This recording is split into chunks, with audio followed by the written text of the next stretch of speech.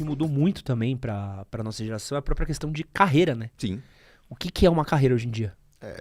A carreira é algo cíclico, né? Quando se falava, puxa, entrei numa empresa multinacional, a família comemorava, né? E a pessoa se arrastava por 30 anos, uma atividade ali que, dependendo do segmento, né? Bancos, a pessoa vai na horizontal por muito tempo, até chegar no nível de diretor, aí sobe rapidamente. Na indústria era uma coisa mais linear.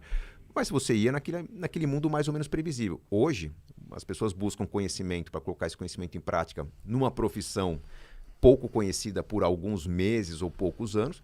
Talvez esse conhecimento se sature depois de 2, 3 anos e passe a ser uma commodity de novo. A pessoa ganhou um bom dinheiro por fazer algo exclusivo, ela vai procurar um outro conhecimento inovador para começar uma outra atividade, uma outra carreira, o que vai permitir aos mais jovens pensar em vários mini sabáticos ao longo da vida, dedicados ao conhecimento, à transformação, à revisão da carreira, talvez até a mudança de local de moradia, né? A questão da casa própria não é apenas uma questão de dinheiro e patrimônio, mas onde eu quero viver.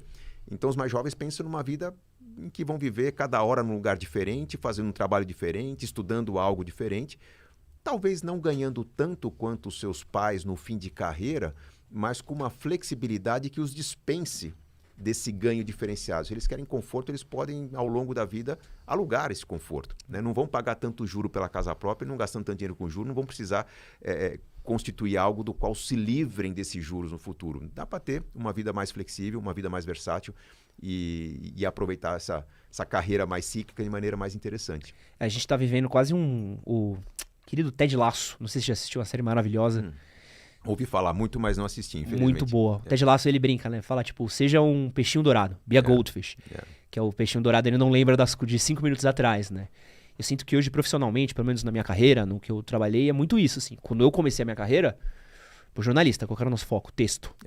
Pouco tempo depois, rede social. Pouco tempo depois, vídeo. Hoje é vídeo pra rede social. Aí, vídeo longo no podcast com ênfase em rede social. Então, acho que o profissional que ele fica preso 10 anos, que antigamente era nada, em 10 anos você tá desatualizado hoje, né? É muito... Cara, é tão louco. Eu posso adotar a minha carreira como exemplo, porque eu ainda jovem assim, eu fiz uma faculdade e meia, né? Eu larguei a primeira faculdade com 3 anos de estudo, fiz a segunda faculdade, mas assim que eu me formei, eu comecei a atuar como consultor financeiro, depois professor. Eu era um professor bem remunerado com 30 anos de idade. E vieram alguns convites, do tipo, cara, topa ser sócio de uma empresa? Um ex-colega de faculdade estava montando uma empresa no exterior, no Canadá, me convidou para ser sócio. Falei, pô, mas para ser sócio dessa empresa, que é algo que eu quero muito fazer, eu vou abrir mão de uma renda que poucos professores conseguiram ter. Eu era um professor bem sucedido. Mas ousei, porque, puxa, tinha vários motivos para isso, ousei, não deu certo essa empresa, mas quando eu voltei, um projeto que era só uma sementinha para meio que atender quase que questão de ego, né? Escrevi um livro anos antes. Dizem que tem que escrever um livro, ter filhos, plantar uma árvore. Pô, tinha um livro escrito, aquele livro começou a fazer sucesso, eu decidi me dedicar aos livros. Em vez de voltar a dar aulas, eu ousei no mercado de livros, que pagam pouco, palestras, que para quem está começando normalmente são gratuitas, mas que me dão uma visibilidade, que me levaram para a TV, para o rádio, que fizeram surfar uma boa onda do crescimento da educação financeira no Brasil.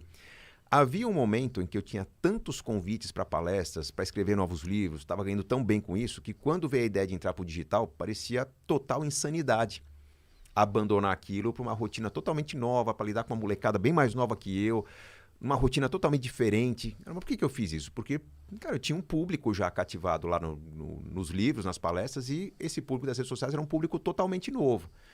Então, pela causa, eu abri mão de uma receita.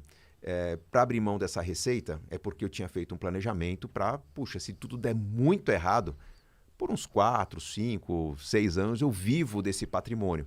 Então, o fato de ter o planejamento financeiro me permitiu ousar de uma maneira que o pessoal da minha idade, já sou bem mais velho que você, estou para completar 50 anos, o pessoal da minha idade já não ousaria, né? E quem tem um pouco menos de idade hoje ousa mais. Por quê? Porque não se prendeu a um custo de vida elevado, a um financiamento de longo prazo, a algumas armadilhas que a minha geração se prende, que faz com que esse pessoal não abandone o que está dando certo, mas que vai se esgotar em algum momento, para algo que pode dar muito mais certo no segundo momento.